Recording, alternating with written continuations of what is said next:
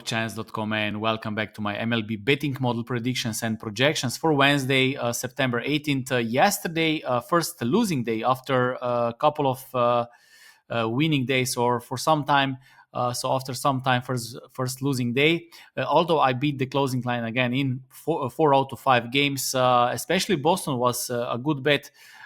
They were leading. No, this is not important. Result is not important. Okay, the line. So Boston was at 1.88, and we can check it. We can check this. We can check this here in my spreadsheet. So Boston was 1.91. The closing was 1.78. Closing line value plus, so it was a positive. This was basically the best bet, although they lost at the end. This was the best bet yesterday. But this is how it is. The most important thing is that you make good bets, and in the long run, results will come. So let's move to today's projections. Oakland Chicago Cubs, Justin Steele against, I don't know who is pitching, but he's not qualified for my betting model. Arizona, Colorado, based on my projections, there is no value. Eduardo Rodriguez, Austin Gomber, 2 lefties. Based on my betting model, Arizona should have 60.68% of chance to win this game, which gives me the odds of minus 154. Bookmakers have the same odds, so no value. White Sox, Angels, I skipped this game as well. San Francisco, Baltimore, Birdsong against Dan Kramer, 2 right-handed pitchers.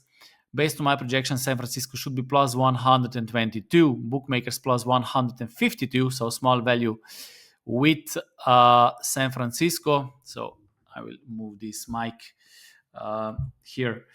I hope we still hear it. So this is my third mic right now. Okay, so I don't like the big one, the small one, because I type on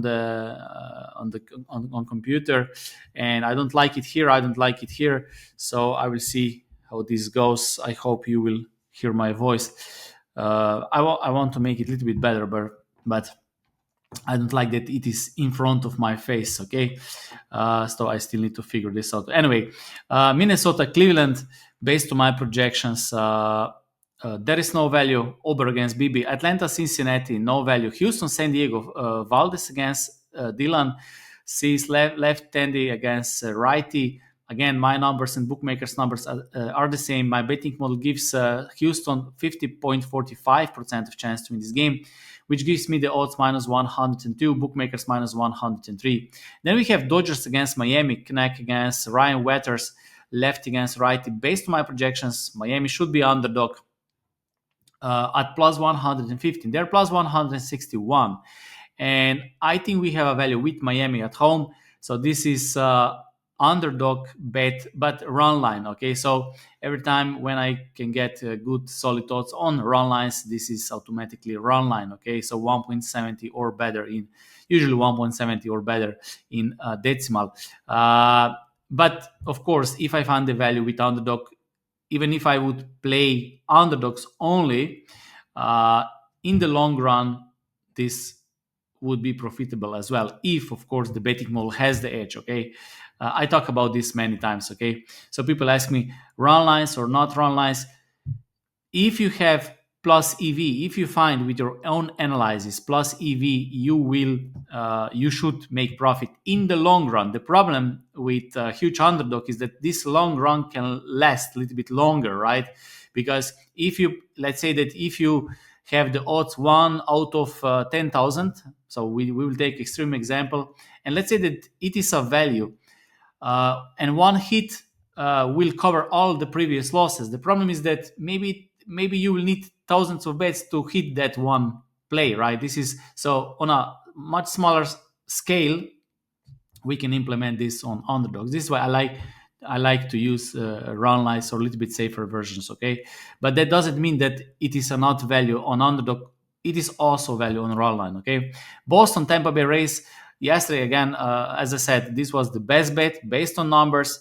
Unfortunately, Boston lost, and today I have Boston in first 5 innings, taking run line, small run line at 1.71. Okay, Washington Mets. DJ Hertz, Quintana, no value. Detroit, Kansas, my numbers and bookmakers' numbers are the same. So my betting model calculates minus 135. Bookmakers minus 135 as well. Philadelphia, Milwaukee. There is small value with Philadelphia based on my projections. Pittsburgh, St. Louis, Jake Woodford against Sonny Gray, two right-handed pitchers. Maybe there will be some pitching change with Pittsburgh, but those are the latest information I have. And the bookmakers have St. Louis at minus 189. I have them at minus 223. So small value with St. Louis. But I found the true value in first five innings where Gray should have the advantage against Woodford. So St. Louis first five innings, but not run line, okay? Not run line, of course, because the odds are already small. Toronto, Texas, based on my projections, maybe small value with Toronto again. Yesterday, it was a winning bet because Toronto in first five innings, it was a tie with small run line. It was a winning bet. Later they lost, but this is not important because the value was only found in first five innings. And today there is no value. So we can even check first five innings, also no value. Yankees, Seattle. This is almost qualified bet. Yesterday, again, it was a good bet on Seattle. The odds dropped. And in today's game, I think we also have a value with Seattle, but not good enough. So I would like to have a little bit better odds. So I will stay away from this game. So we have St. Louis, Boston, smaller run line, both first five innings, and Miami plus 1.5 run line. Okay.